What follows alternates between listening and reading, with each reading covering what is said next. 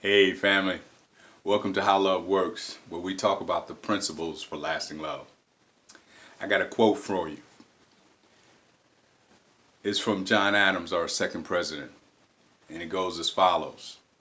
The second president of the United States recognizes the incredible influence of women, not only on their own homes, but on the character of a nation.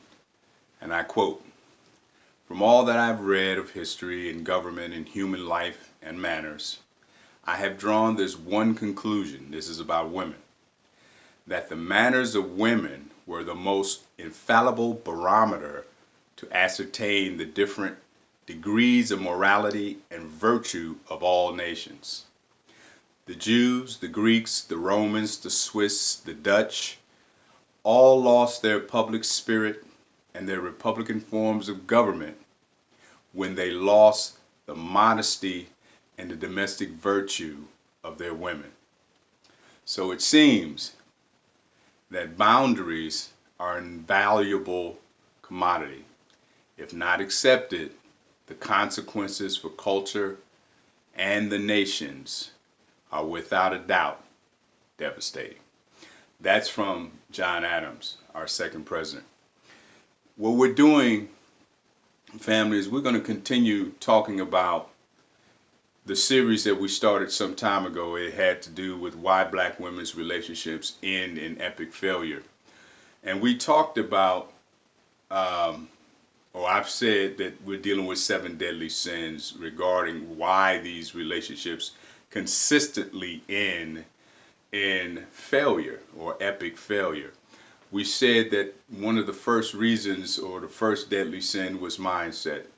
The second deadly sin was emotional immaturity. We said the third one was being too masculine. The fourth one was not understanding men. And last week we said that it was because of emasculation. So today we're going to be dealing with the subject matter that has to do with boundaries. Boundaries. It's a big issue. It's so big that it goes over your head, because by and large I think a lot of women, they really kind of take boundaries for granted. I'm going to tell you, going forward, one of the biggest reasons that I personally believe that many women end up not receiving the commitments that they're seeking, I really have to say this is one of the biggies. Out of all 7, I mean, all of them are important. All of them play a crucial role. But if I had to pick one, I would probably have to go here, because this is the one that I think that if a woman is not equipped and she doesn't understand why boundaries are so important, then I think she's going to consistently get what she's been getting. And that goes back to what I always say. The reason you're getting what you consistently are getting is because you don't know what you don't know. And if you don't understand boundaries, and most women don't, good women as well as bad, don't understand boundaries at all. And I'm going to explain that to you as we go forward. Now, it should be something that you might want to consider. You may be able to answer this question later on as we go through this. The question you might want to ask yourself is, why is it that I keep attracting dogs into my life? Why is it that I keep attracting bottom feeders or tire kickers? These kind of guys that, you know, they get you in a relationship with them and you fall for the okie doke, and, you know, the guy starts bamboozling you and he starts hoodwinking you and leading you astray and all of this. And you never get the ring. You never get the date. You never get any of that. But, you know, you're the smart one. You know, you're doing what everybody else is doing, and you're getting what everyone else is getting. You know, you meet a guy in the bar, you meet him at the college campus, you meet him through a family friend, You do the okey doke, you do the old body thing, and next thing you know, you're moving in with him or he's moving in with you, and you think that means something because you moved in. That's the next move. No, it doesn't mean anything. It just means you just getting ready to get taken advantage of. That's what it means. And 95% of the time, you're not going to get a ring. 5% of the time, it works. It does. 95% of the time, it doesn't work. Because you have no earthly idea what you're doing. Okay? Not at all. And we're going to go through that. All right. Now, let's go on with our discussion. There's a lot to say. And we're not, as I said, this is not going to be long, not at all. Because to me, I think this is just common sense. And if you can't get this, well, I can't help you. You know, that's what I'm here to do. I'm trying to help the women that are willing to take my help on this issue. I realized just from reading a lot of the comments, a lot of people just like to use the comments just to I guess to vent, just to say the most ridiculous and asinine things that come to their mind. And some people like to get involved in the comment sections just to attack each other. I think they just like the platform. Oh, okay, I get to attack black men, or guy or female might look 5 minutes of a video that I might put out. Just look at 5 minutes of it and then reach a conclusion. You can't come to a conclusion listening to 5 minutes of a conversation that might be a 15-20 minute conversation and then reach a conclusion that quickly. That says something about you, really, more than it does about what I'm saying. You know, but you know that's neither here nor there. That's just the way people are. I realize that. I accept it. It doesn't bother me, really, to be honest. When it gets to the point where it gets ridiculous, I'll just eliminate the comments section. But I just thought I'd throw that out there. It was because it's been pretty amusing, some of the comments that I've been seeing. But anyway, since we're talking about boundaries, I think that one of the scriptures that really sticks out in my mind when it comes to boundaries is the scripture from Proverbs 4, chapter 23. It says, guarding your heart. There's a lot of Christian women that I know that listen to some of the things that I'm saying regarding this issue of relationship.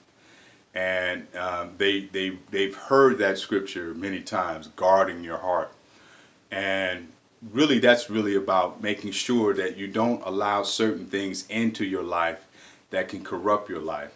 There are a lot of scriptures in the Old as well as the New Testament that deal with the area of making sure that you maintain a emotional as well as a psychological and spiritual purity, so you don't want leaven to get in, because it doesn't take but a little bit of leaven. It'll leaven the whole loaf, as it will, or as it were. And you don't want to allow yourselves to be influenced too quickly or too easily by certain groups of people, because bad company corrupts good morals, as the scripture says in 1 Corinthians. So there's a lot of things that the Bible has to say about influence, good and bad, but the impetus is upon us. God puts it upon us. The accountability is upon us. The responsibility is upon us. So if you don't set these boundaries, then you can stand by. You're going to get the predictable outcome, which is what you deserve, really. You're going to get dogged, or you're going to get hooked up with the wrong kind of person, and you're going to go through a lot of misery, but it's your own fault. 99% of the time, it's your own fault, because you're not paying attention and you're not setting these boundaries. Now, for definition purposes, what are we calling boundaries? Well, a boundary is a standard of behavior that becomes a matter of conscience. It's a standard of behavior that becomes a matter of conscience. And what that actually means is, what we're interested in is keeping the good in and the bad out. Keeping the good in and keeping the bad out. It's like fences.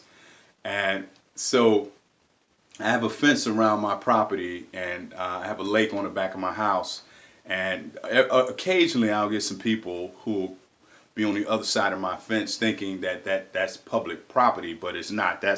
I own 5 feet out into the lake.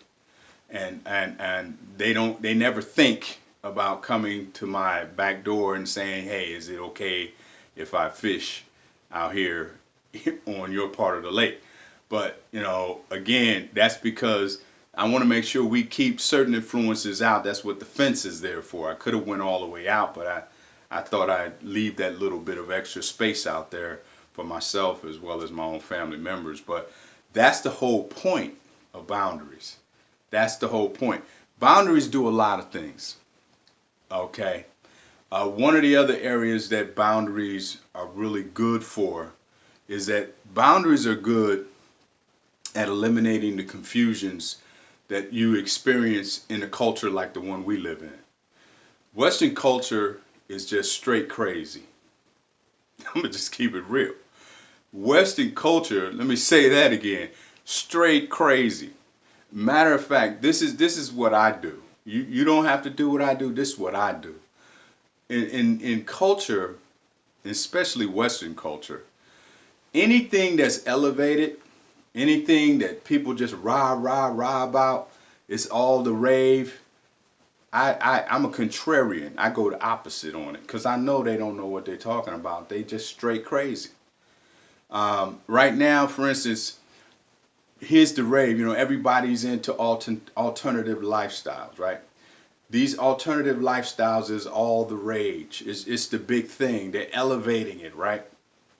And as far as I'm concerned, because of my study of scripture and history, I'm a big history buff. We've always had alternative lifestyles, always. I understand where they fit in the culture, all right? But when you start giving them special rights and elevating them and doing all this other nonsense that we do, it's affirming something else. And it's really saying to me, we might be at the end of the road as far as Western culture is concerned, based upon my understanding and study of history. Normally when you see things like what we're seeing now in the culture, it's normally a signal. We're at the end of the road here, okay? But more to my point, since we are giving so much noise, or it's so much, we're talking so much about these issues, one thing that people are not I think people notice it, but they don't see the full impact yet. The people who can and should be marrying don't want to get married. The people that should and could be marrying, they're at odds with one another. They're fighting one another. They have an adversarial relationship with one another. That's where we are now. That's what's crazy. See, so I don't, anything the culture is saying, I'm out. I don't deal with it. They crazy. I go the opposite direction. If they're saying go right, I go left. If the culture says go up, I go down, because I know they're crazy. Now, if you want to follow the culture, I don't care what it is they're talking about. I don't care what it is they're elevating. I don't care what it is. I go the opposite direction. That's the reason why I've been married as long as I've been. Because I don't buy none of their nonsense. I don't buy it because I know at the end of the day, your life is going to be in the ditch. Period. All right? Now, back to this issue of boundaries. Now, one of the other areas of boundaries is that boundaries provide and they protect. That's what boundaries do. They provide and protect. And what do they provide and protect us from?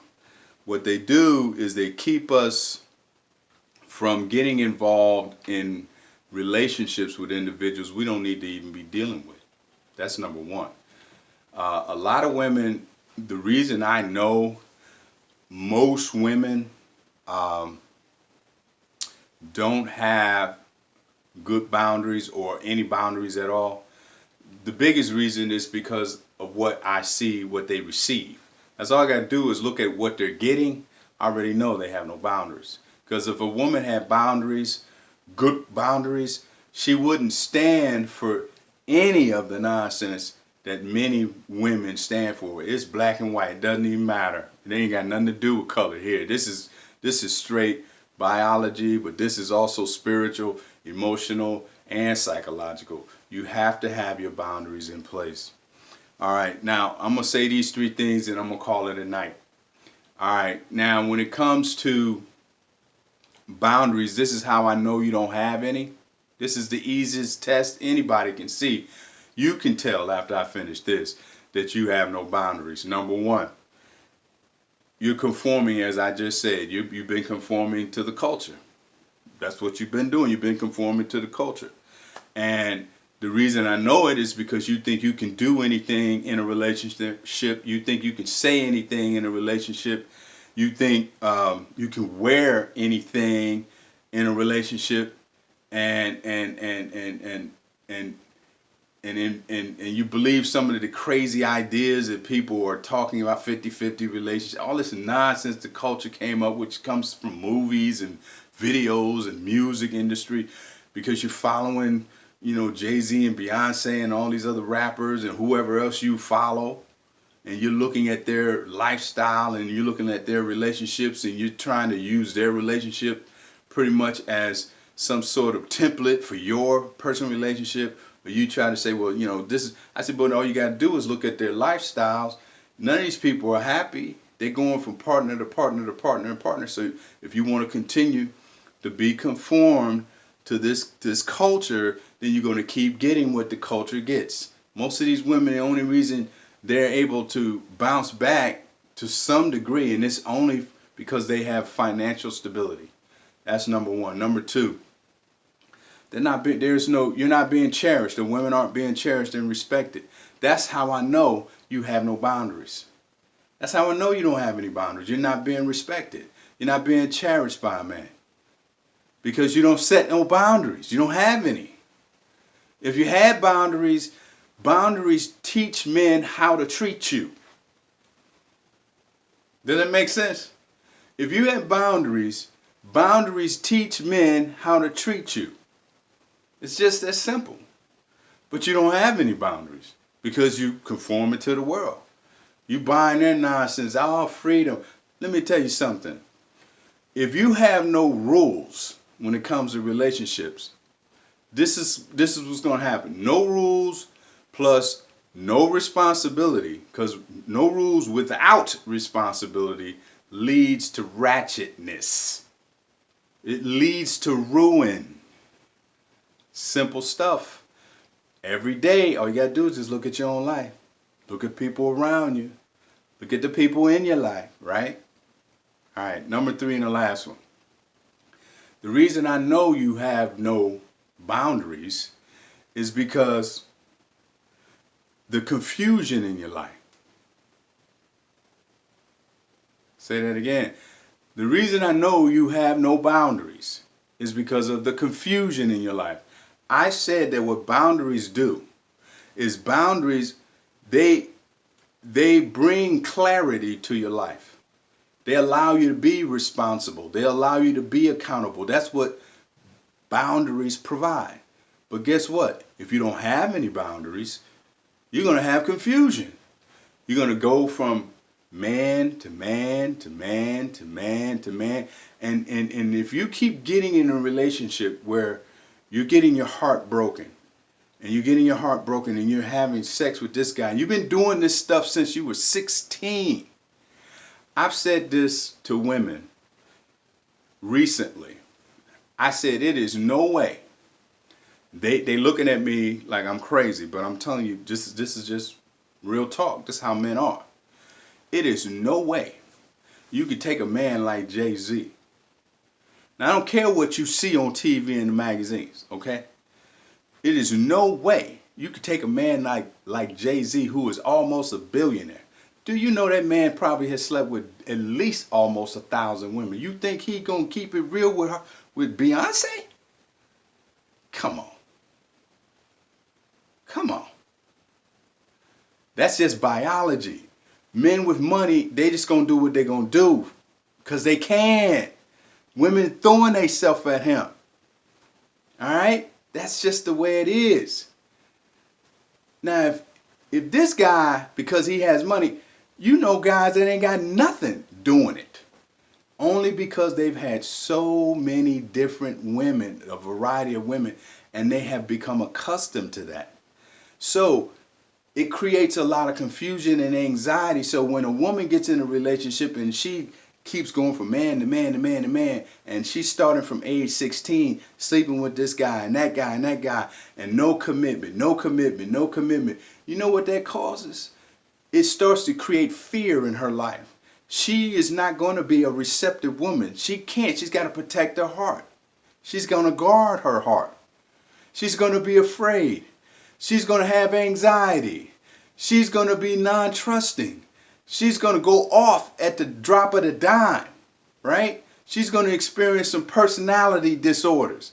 She's going to suffer a little PTSD because of the drama and because of the trauma as well that she's experienced, because she's seen so much emotional violence from age 16 probably all the way up to her 40s. That's why you're seeing all these psycho females out here and the way they've been acting. That's a lot of trauma, emotional trauma.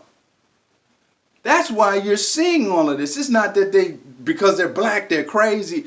They set no boundaries.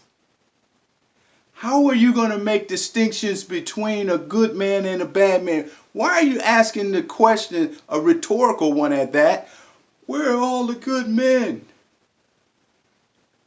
You wouldn't be able to deal with one if I gave you one. If I put you in a room with 100 good men and 99 of them were good and one was a dog, because you have no boundaries, you're going to go straight to the dog. You have no boundaries. Women who have no boundaries attract men who have no boundaries. Does that make sense? Women who have no boundaries attract men who have no boundaries. Women who have no integrity, who can't be authentic, who will not be responsible and accountable, those are the same type of men they attract. A like attracts like. Right? So it's just that simple. If you don't have any boundaries, then you're going to attract men who have no boundaries. And then you're going to get what you've been getting. So that's why we always start with the woman, not the man. Men are responders. We're responding to you. So that's why I always start with the woman. I'm not pointing fingers. I'm not blaming. I'm empowering you with this information so that you can use it responsibly when you get into your next relationship. So ladies, you must establish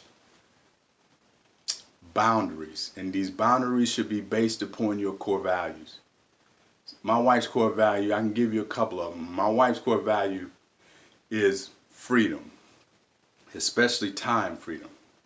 A second core value of my wife is integrity. She can't stand lying. She can't stand cheating. She doesn't even like what we say is the lies of omission and lies of commission. None of it.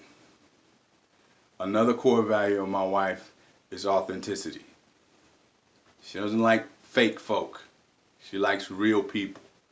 See, she won't even deal with you.